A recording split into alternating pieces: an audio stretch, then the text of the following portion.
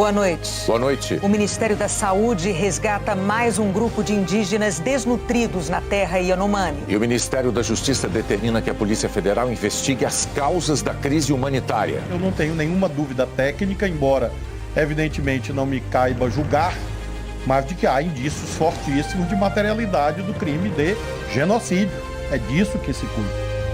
No Amazonas, a PF acusa o homem conhecido como Colômbia de ter encomendado os assassinatos do indigenista Bruno Pereira e do jornalista britânico Dom Phillips. O presidente Lula encontra o argentino Alberto Fernandes em Buenos Aires. E diz que os dois países estudam a criação de uma moeda comum no Mercosul para facilitar transações comerciais sem depender do dólar. Depois de substituir o general Júlio César Arruda pelo general Tomás Miguel Paiva no comando do Exército, o presidente afirma que as Forças Armadas não podem servir a um político. Preso em Minas Gerais, o vândalo que jogou no chão o relógio de Dom João VI ao invadir o Palácio do Planalto. O ministro do STF, Alexandre de Moraes, manda abrir mais 6 inquéritos sobre atos golpistas. E a Procuradoria-Geral da República denuncia mais 54 pessoas por envolvimento nos atentados de 8 de janeiro. O Jornal Nacional está começando.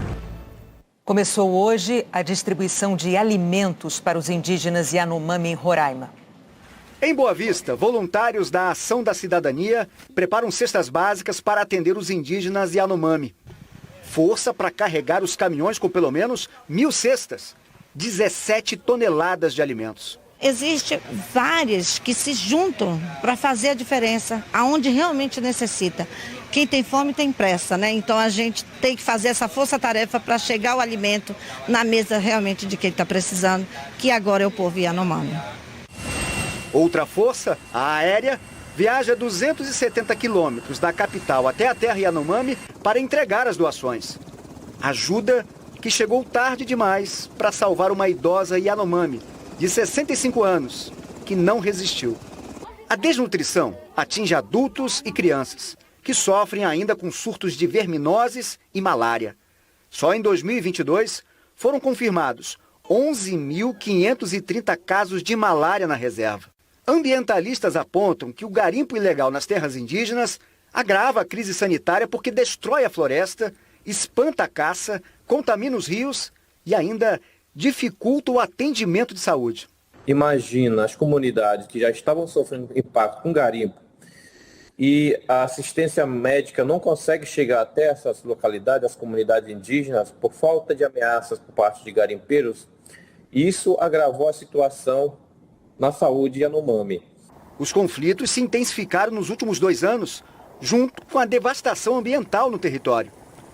De 2020 para 2021, a área desmatada para garimpagem cresceu 46%. E em 4 anos, mais que dobrou, de 1.200 hectares para 3.200 hectares. E o drama vai além do que acontece dentro da reserva. Em novembro do ano passado, uma reportagem do Jornal Nacional mostrou uma investigação da Polícia Federal no Distrito Sanitário Especial Indígena Yanomami. O órgão faz parte da Secretaria de Saúde Indígena, ligada ao Ministério da Saúde. O inquérito apurou que dos mais de 90 tipos de remédios comprados para atender aos indígenas, menos de 1/3 foi entregue, deixando mais de 10.000 crianças Yanomami sem medicamentos. Ontem, 26 crianças e 2 adultos indígenas foram transferidos da reserva num helicóptero militar para a Casa de Saúde Indígena em Boa Vista, onde estão cerca de 700 indígenas. O secretário de Saúde Indígena do Ministério da Saúde, Veibe Itapeba, conta a situação que encontrou. Presenciei um cenário de guerra. O Estado brasileiro estava de costa para o território Yanomami, de costa para o povo Yanomami. É um cenário que precisa, de fato, de algumas ações emergenciais para já. Não dá para ficar refém do garimpo que tem atuado no território. Tive a oportunidade de descer pelo menos em 2 comunidades para ajudar na entrega de cestas de alimentos. E nessas ações nós tivemos que remover pacientes em estado grave, sabe, de desnutrição, com malária. E nós só pudemos descer nessas 3 comunidades, na realidade, por conta do apoio da Força Aérea Brasileira. Segundo o Ministério da Saúde, ainda hoje, chegam a Roraima integrantes da Força Nacional do SUS. São 13 profissionais de saúde, entre médicos e enfermeiros. Eles vão se dividir. Parte fica em Boa Vista para atuar na Casa de Saúde Indígena e os demais seguem para a reserva Yanomami. O ministro da Justiça, Flávio Dino, pediu que a Polícia Federal abra inquérito para apurar os crimes de genocídio e de omissão de socorro aos Yanomami. No ofício encaminhado ao diretor-geral da Polícia Federal, Andrei Rodrigues, o ministro da Justiça, Flávio Dino, citou os reiterados pedidos de ajuda contra a violência decorrente do garimpo ilegal, bem como a ausência de efetivas ações e serviços de saúde à disposição dos Yanomami, o que, segundo ele, reforçam uma possível intenção de causar lesão grave à integridade ou mesmo provocar a extinção do grupo originário. Ele lembrou ainda o incentivo político a garimpos ilegais em terras indígenas e a ausência de estratégias para a garantia da segurança alimentar aos Yanomami. O ministro determinou que sejam investigados os possíveis crimes ambientais, omissão de socorro e de genocídio. O que a lei brasileira do genocídio trata é que também quando você busca com medidas comissivas, omissivas, ou seja, ações ou omissões, levar ao extermínio progressivo de um povo. Ora, assassinar as crianças é uma forma óbvia de conduzir ao extermínio de um povo. E por isso eu não tenho nenhuma dúvida técnica, embora evidentemente não me caiba julgar, mas de que há indícios fortíssimos de materialidade do crime de genocídio. É disso que se cuida. E as penas podem chegar até 30 anos, dependendo da configuração das várias hipóteses tipificadas na lei sobre genocídios no Brasil. O Jornal Nacional apurou com fontes da Polícia Federal que, ao investigar o crime de genocídio, o objetivo principal é responsabilizar ex-integrantes do governo federal e toda a cadeia do garimpo ilegal, do proprietário, passando pelo garimpeiro, o barqueiro, o operador de máquinas, até o piloto do avião que faz o transporte dos envolvidos e dos produtos usados nos rios, nas terras indígenas. O ministro Flávio Dino reforçou ainda que a Polícia Federal tem que investigar outros crimes, como peculato, corrupção e desvio de recursos públicos destinados à saúde dos Yanomami. Eu aludo especialmente à ação ou omissão de agentes públicos. E aqui eu me refiro de agentes públicos de vários níveis. Por quê? Porque nós tivemos, primeiro, o estímulo a garimpo ilegal na Amazônia brasileira. Nós tivemos, inclusive, visita do ex-presidente da República, Jair Bolsonaro, a um garimpo ilegal, a um garimpo que não tinha ainda condições de regularidade. Hoje, procuradores da Câmara de Populações Indígenas e Comunidades Tradicionais do Ministério Público Federal afirmaram em nota que os esforços empreendidos, as providências adotadas pelo governo federal foram limitadas. O Ministério Público, junto ao Tribunal de Contas da União, pediu ao TCU que apure a atuação nos últimos anos da FUNAI e da Secretaria Especial de Saúde Indígena na proteção das terras e na saúde dos indígenas. O ex-presidente Jair Bolsonaro não deu retorno ao nosso contato. No Amazonas, a Polícia Federal concluiu que o homem conhecido como Colômbia foi o mandante dos assassinatos do indigenista Bruno Pereira e do jornalista britânico Dom Phillips. Rubem Dário da Silva Vilar foi preso em julho do ano passado por uso de documento falso e por suspeita de envolvimento numa quadrilha de pesca ilegal no Vale do Javari, no Amazonas. Ele chegou a ser solto em outubro depois de pagar fiança, mas foi preso de novo em dezembro, depois de descumprir condições impostas pela Justiça para a liberdade provisória. O indigenista Bruno Pereira comandava uma série de apreensões de carregamentos de peixes capturados de áreas indígenas. E, segundo a Polícia Federal, esta seria a motivação do crime. E ainda, segundo as investigações, o jornalista Dom Phillips foi morto porque acompanhava o indigenista. Na véspera do crime, ele tem ligação dele para os suspeitos. No dia do crime, várias ligações telefônicas também para um dos criminosos. Além disso, ele forneceu a munição que foi utilizada também no assassinato, foi fornecida por ele, além das embarcações, também ele que fornecia as embarcações para a pesca ilegal. E, além disso, nós temos também o pagamento que ele realizou para o advogado do Amarildo. Além de Colômbia, estão presos Amarildo da Costa Oliveira, conhecido como Pelado, e Jefferson da Silva Lima, que confessaram terem atirado em Bruno e Dom. Também está preso Ozenei da Costa Oliveira, que nega participação no crime. Ele é irmão de Amarildo. A Polícia Federal indiciou hoje mais um irmão de Amarildo, Edivaldo, por participação nas mortes. Ele vai responder em liberdade. Bruno e Dom desapareceram quando faziam uma expedição no Vale do Javari. Eles foram vistos pela última vez no dia 5 de junho, navegando perto da comunidade de São Rafael. De lá, seguiriam para a Atalaia do Norte. A viagem deveria durar cerca de 2 horas, mas eles nunca chegaram ao destino.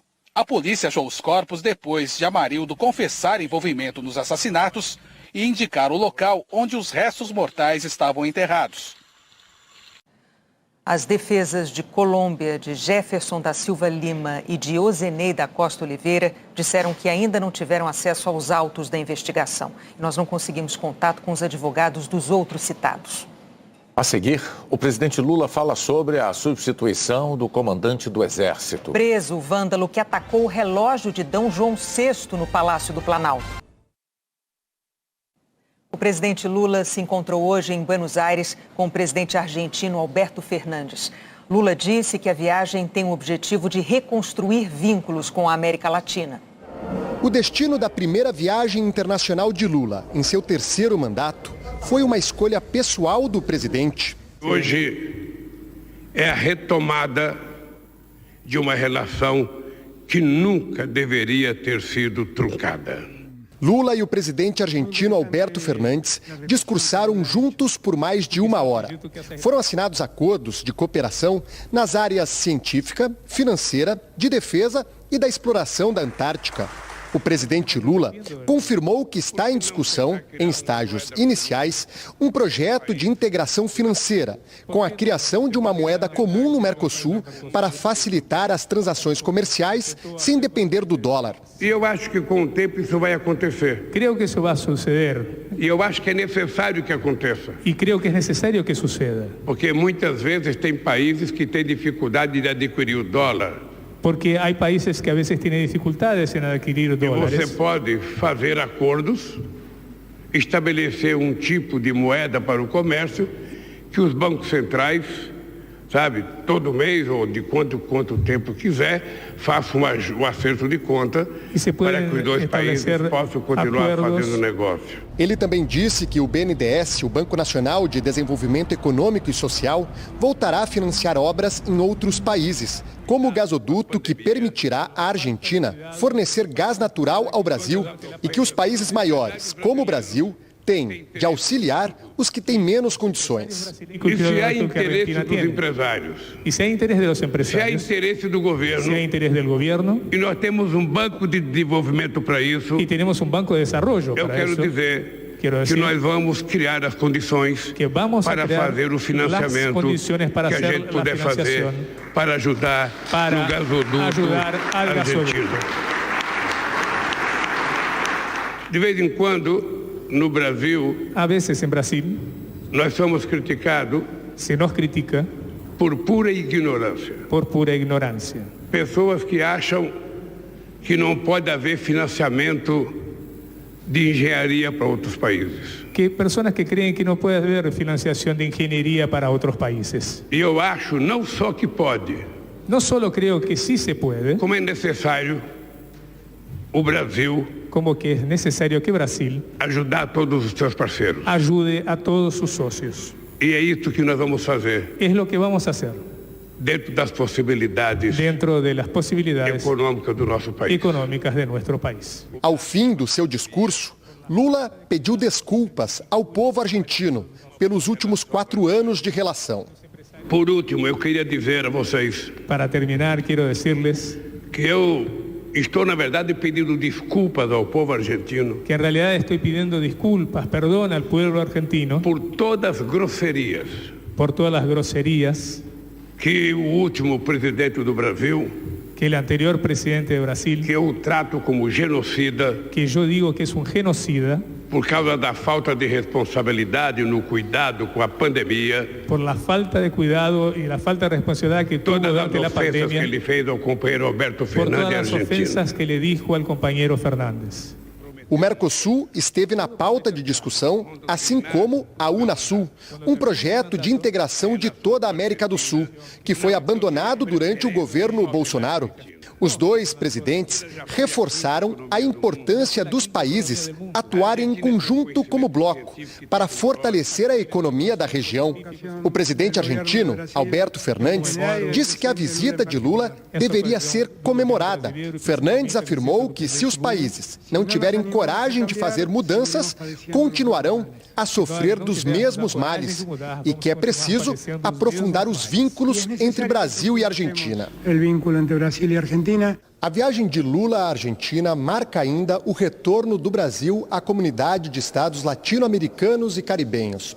Nesta terça-feira, a cúpula da CELAC se reúne aqui em Buenos Aires e Lula vai aproveitar a presença de representantes de outros 32 países para restabelecer relações que foram cortadas no governo Bolsonaro, entre elas com Cuba e com a Venezuela. Na semana passada, o governo brasileiro mandou uma missão a Caracas para reabrir a embaixada brasileira fechada em 2020 por Jair Bolsonaro. A previsão era de que Lula se encontrasse hoje com Nicolás Maduro, mas o presidente venezuelano cancelou a ida a Buenos Aires.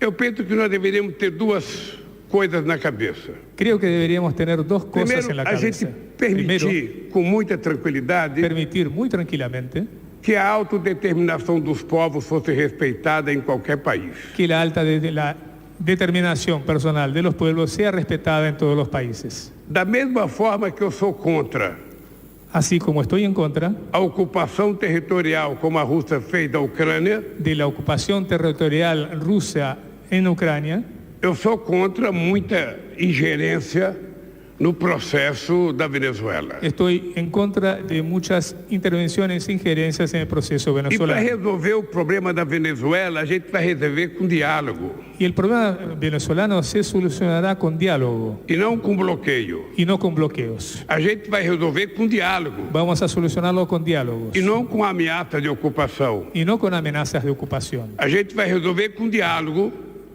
e não com ofensas pessoais. Lo vamos a solucionar com diálogo e não com ofensas personais. O Brasil vai restabelecer relações diplomáticas com a Venezuela. O Brasil vai restabelecer relações diplomáticas com Venezuela. Nós queremos que a Venezuela tenha embaixada no Brasil. Queremos que Venezuela tenha embaixada no Brasil. Que o Brasil tenha embaixada na Venezuela. Que o Brasil tenha embaixada em Venezuela. E vamos restabelecer. E restabeleceremos a relação civilizada. A relação civilizada. Entre dois estados autônomos. Entre dois estados autônomos. Independentes. Jair Bolsonaro chegou a ameaçar cortar as relações com Cuba. Hoje, o Brasil mantém em Havana somente um encarregado de negócios. Amanhã, Lula se reúne com o presidente cubano Miguel Díaz-Canel. Eu tenho orgulho de ter participado da construção desse fórum. De haber participado na construção de dicho fórum. E tenho muito orgulho dos cubanos participarem. E tenho muito orgulho de que participem os cubanos. E eu espero que também logo, espero que pronto, Cuba possa voltar a um processo de normalidade. Cuba pueda volver a um processo de normalidade. Que se acabe o bloqueio a Cuba, que já dura mais de 60 anos. E que se termine o bloqueio a Cuba, que já tem mais de 60 anos. Sem nenhuma necessidade. Sem nenhuma necessidade. Porque os cubanos, eles não querem copiar o modelo do Brasil. Não querem criar o modelo brasileiro. Eles não querem copiar o modelo americano. Não querem copiar o modelo dos Estados Unidos. Eles querem fazer o modelo deles. Querem fazer seu próprio modelo. E quem é que tem alguma coisa a ver com isso? Após a declaração conjunta com Alberto Fernandes, Lula participou de um encontro com 200 empresários argentinos e brasileiros e com a presença do ministro da Fazenda do Brasil, Fernando Haddad, e do ministro da Economia da Argentina, Sérgio Massa.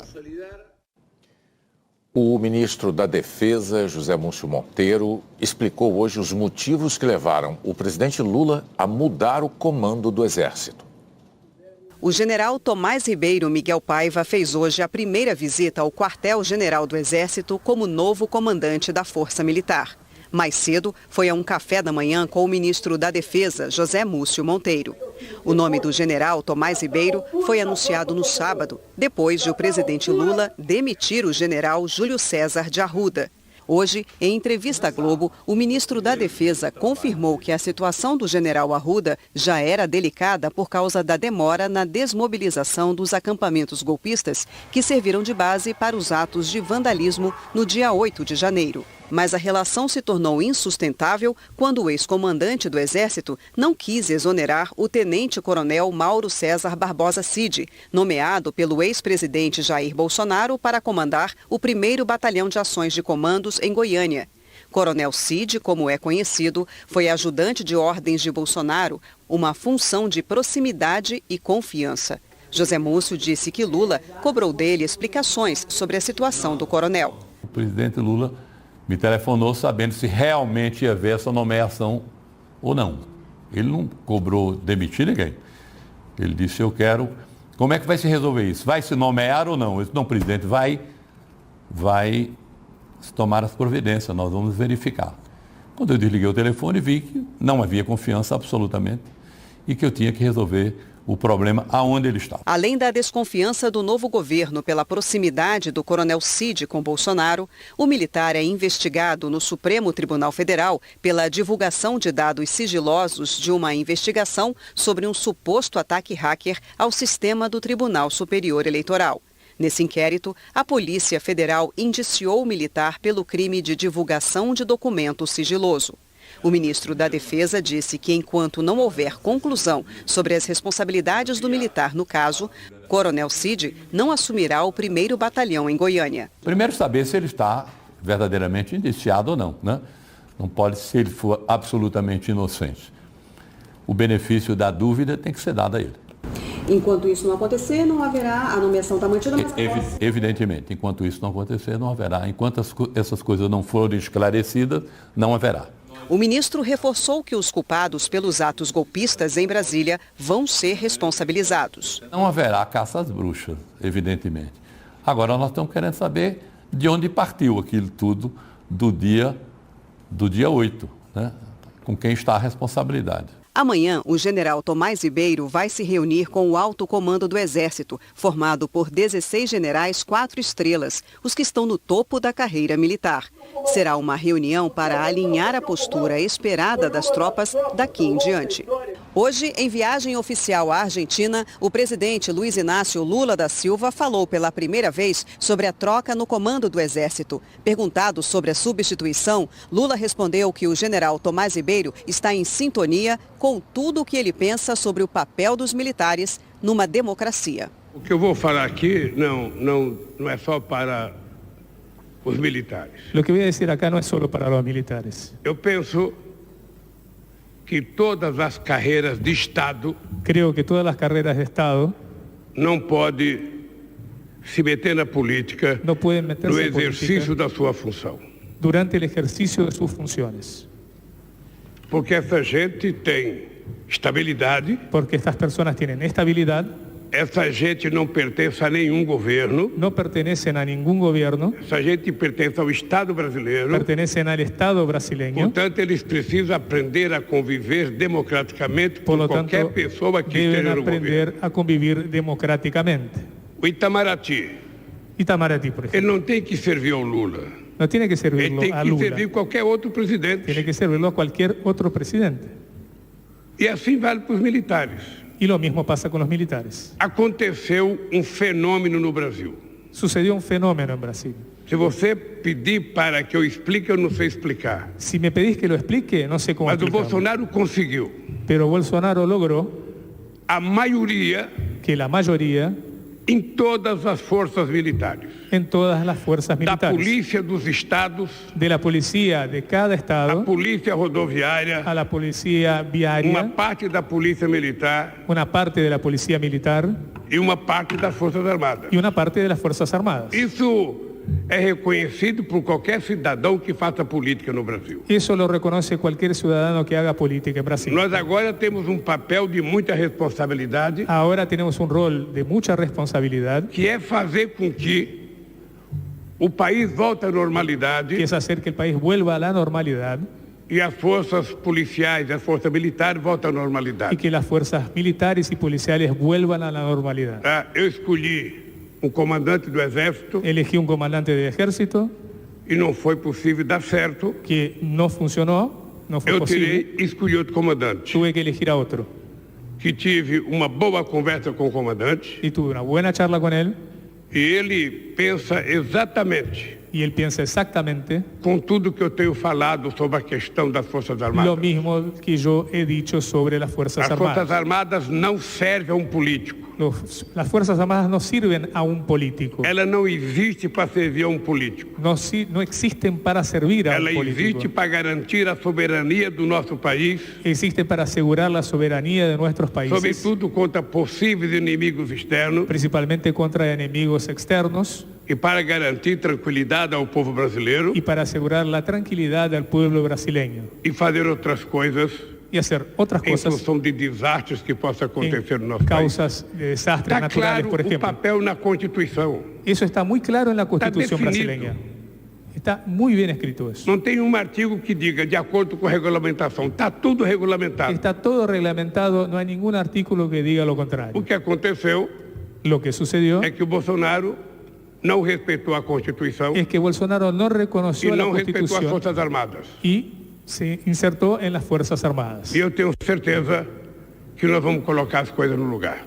Estou seguro que vamos a recomponer as coisas. O Brasil vai voltar à normalidade. Brasil volverá à normalidade. As Forças Armadas vão cumprir com o seu papel. As Forças Armadas cumprirão seu papel. O Poder Executivo vai cumprir com o seu papel.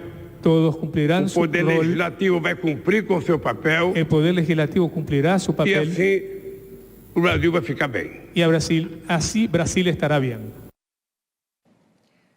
A pedido da Procuradoria-Geral da República, o ministro do Supremo Tribunal Federal, Alexandre de Moraes, determinou a abertura de 6 inquéritos sobre a ação de golpistas durante o dia 8 de janeiro.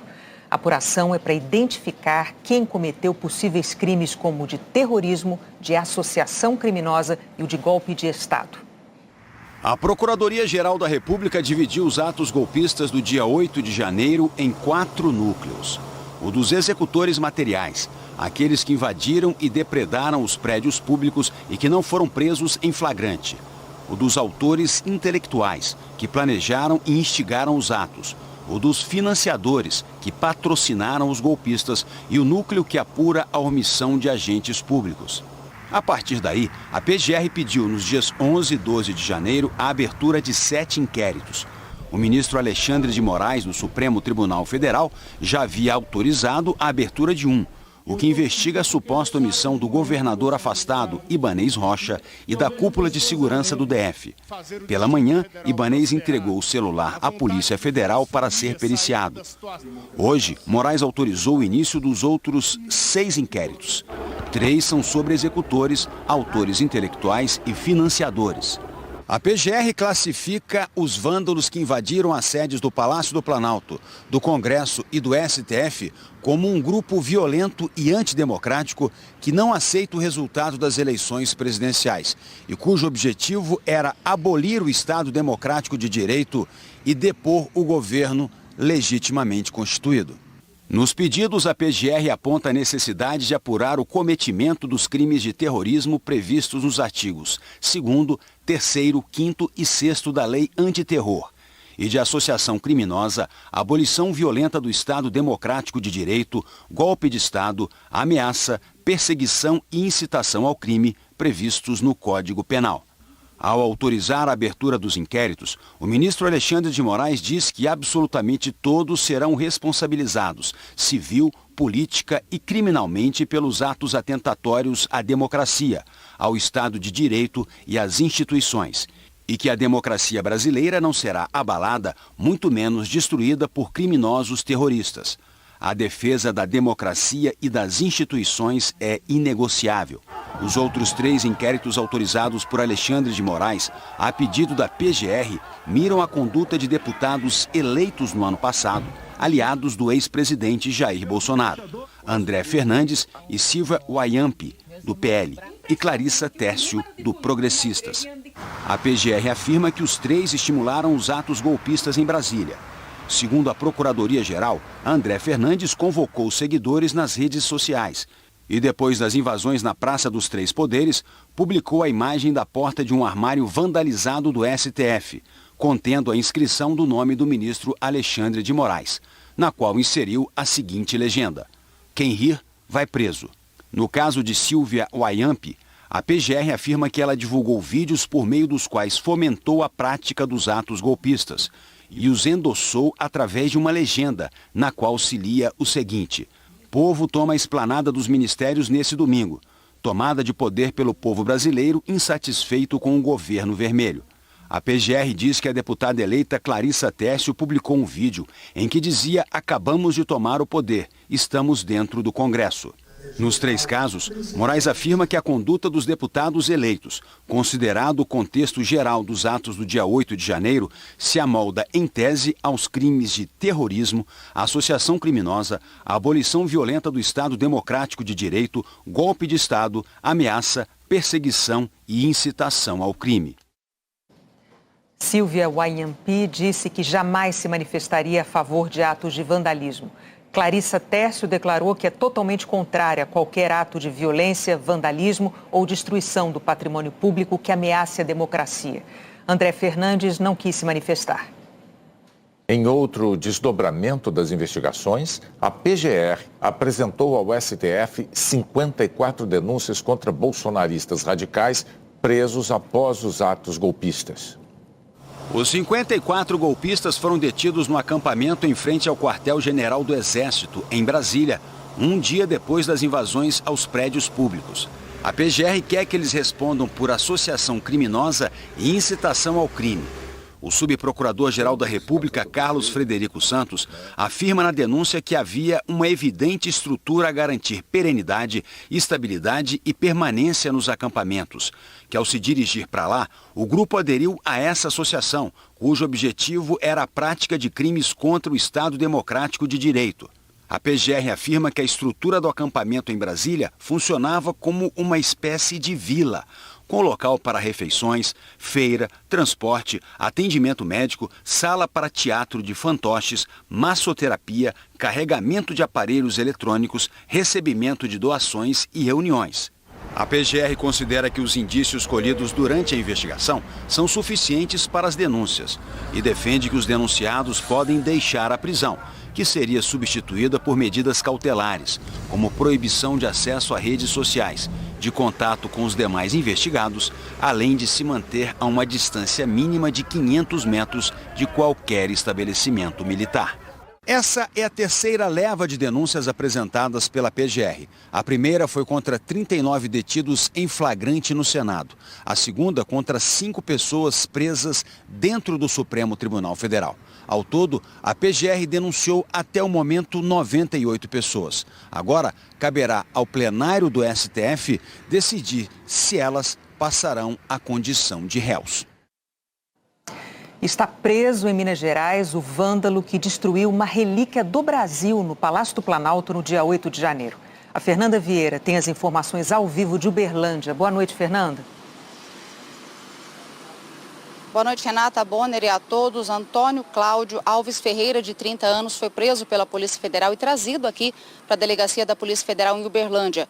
Segundo a PF, ele será interrogado, passará por uma audiência virtual de custódia e depois será encaminhado para o sistema prisional.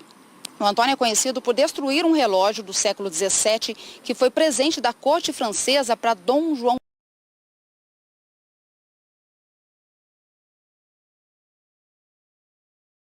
Após os atos terroristas, o Ministério da Justiça considerou o homem que foi preso nesta segunda-feira como foragido. Os atos de bolsonaristas radicais foram cometidos no dia 8 de janeiro. Os golpistas invadiram os prédios do Congresso Nacional, do Palácio do Planalto e também do Supremo Tribunal Federal.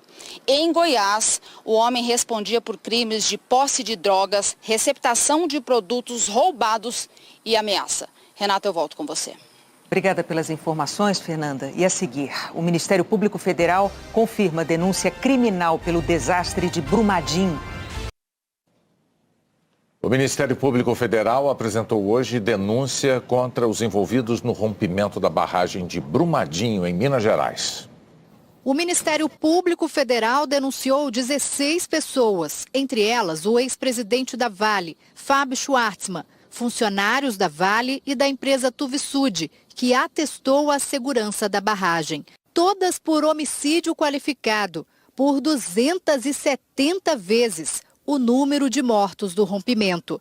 As 16 pessoas, a mineradora e a empresa também foram denunciadas por crimes ambientais contra a fauna e flora e crime de poluição. Em dezembro passado, o Supremo Tribunal Federal decidiu que a Justiça Federal era responsável por analisar o caso. Os ministros aceitaram recurso da defesa dos envolvidos, que questionavam a competência da Justiça de Minas Gerais, alegando que o rompimento afetou sítios arqueológicos de responsabilidade da União. Na denúncia apresentada hoje, os procuradores pediram a possibilidade de, a qualquer momento, acrescentar ou retirar denunciados ou fatos delituosos. A denúncia enviada à Justiça Federal é a mesma apresentada pelo Ministério Público Estadual à Justiça Mineira. O MPF explicou que isso foi necessário porque na próxima quarta-feira a tragédia de Brumadinho completa 4 anos e alguns crimes ambientais podem prescrever no dia 25. Esses crimes ambientais, eles interessam muito mais a questão das pessoas jurídicas. Se os crimes ambientais prescrevem, essas pessoas jurídicas não respondem por nenhum delito, já que não existe a previsão para responder por crime de homicídios, por exemplo. Esse tipo de delito já é próprio das pessoas físicas. A preocupação com a prescrição também foi o argumento da presidente do STF, ministra Rosa Weber, que na semana passada determinou o andamento imediato do processo na Justiça Federal, a pedido da defesa da família de uma das vítimas. O advogado Robson Pinheiro lembrou que todo o trabalho feito por várias instituições e que já estava na Justiça Estadual poderia ser perdido. Todas essas instituições trabalharam, levantaram uma gama de informações para servir de elementos para uma ação penal e a gente estava vendo todo esse trabalho correr o perigo, o risco de não dar em nada, vamos dizer assim, em relação aos crimes ambientais. A barragem da mina do Córrego do Feijão se rompeu em 2019. A onda de rejeitos tirou 270 vidas. 3 pessoas ainda estão desaparecidas. Nesse domingo, parentes das vítimas e moradores de Brumadinho e de cidades vizinhas fizeram um passeio ciclístico para cobrar justiça. Continua a dor, continua o desespero, continua a busca por justiça. A gente continua lutando e continua falando e continua não deixando que isso seja esquecido. Nem para nós e nem para ninguém. A defesa da Vale declarou que considera absolutamente impensável uma acusação atribuir dolo de forma verticalizada desde os primeiros níveis operacionais até o presidente da companhia, como se todos tivessem agido de forma deliberada para deixarem a barragem se romper, levando às mortes de seus próprios colegas de empresa e de pessoas no entorno. As defesas de Fábio Schwartzman e da Tuvisud não se manifestaram. Vamos ver agora como fica o tempo amanhã em todo o Brasil. Boa noite, Eliana. Boa noite, Renata, Bonner, e também para você. Minas Gerais está sob aviso de chuva intensa, segundo o Instituto Nacional de Meteorologia. Os temporais também podem atingir Espírito Santo, Rio de Janeiro, parte de São Paulo, Goiás, Mato Grosso, Amazonas, Pará e Amapá. Tem previsão de grandes volumes, principalmente em Belo Horizonte e no Rio de Janeiro, também em Vitória e em Brasília. Uma frente fria organiza as instabilidades que entram no Brasil pela zona de convergência intertropical. Os ventos distribuem essas instabilidades pelo norte, centro-oeste e sudeste. Por isso, Macapá, Manaus, Belém e Goiânia também estão na rota da chuva volumosa. Enquanto o Rio Grande do Sul fica mais seco do que o Nordeste, principalmente perto das fronteiras. Em Porto Alegre, mínima de 20 e máxima de 35 graus. 15 graus de diferença entre manhã e tarde. No Nordeste, pouca chuva. Em João Pessoa, em Salvador, em Natal, em São Luís. O sol brilha sozinho do sul do país ao sul de São Paulo e de Mato Grosso do Sul, no extremo norte e entre Bahia e Pernambuco. Capitais sem previsão de chuva, além de Porto Alegre, Maceió, Aracaju, Boa Vista e Curitiba. Em São Paulo continua abafado. Amanhã 27 graus, depois 29. com pouca chuva nessa semana. O contrário de Minas e do Espírito Santo, onde a chuva aumenta o risco de deslizamento. Mato Grosso e Goiás podem ter ventos fortes e Pará e Tocantins vão concentrar os temporais no norte do Brasil. Uma boa noite e até amanhã. Até amanhã.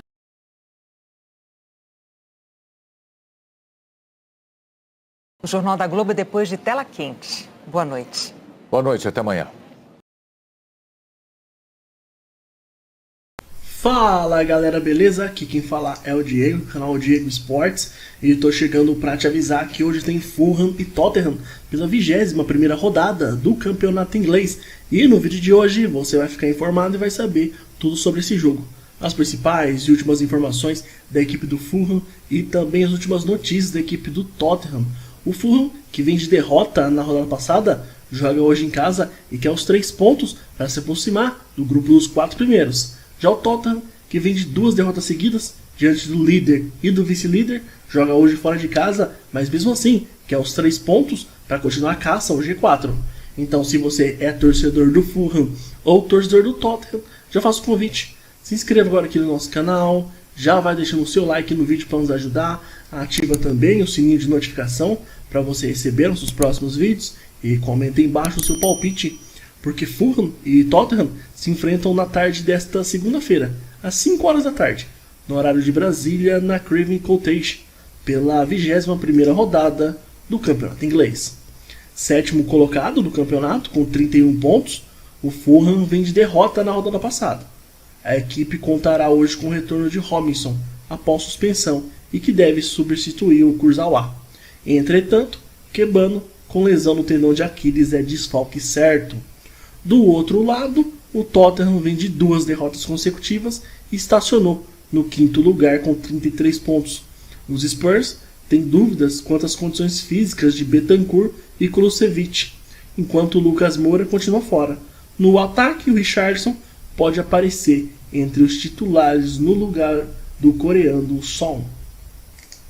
Provável escalação hoje da equipe do Fulham deve ter Leno, Tete, Diop, Rin, Robinson, Palhinha, Reed, Decoradova Reid, Pereira, William e Mitrovic. Já provável escalação do Tottenham deve ter Loris, Romero, Eric Dyer, Lenglet, Emerson, Højbjerg, Bentancur, Segson, Kulusevich, Harry Kane e Richarlison. Atualmente, como a gente já disse, o Fulham, 7º colocado em 20 jogos, fez 31 pontos, campanha até o momento de 9 vitórias, 4 empates, 7 derrotas, marcou 32 gols, sofreu 29, tem um saldo positivo aí de 3 gols.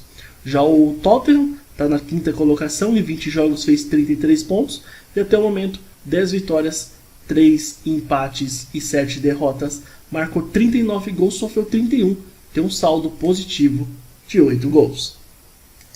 Na rodada passada, o Fulham jogou no estádio St. James Park e foi derrotado pelos donos da casa, o Newcastle, pelo placar de 1-0, gol de Alexander Isak.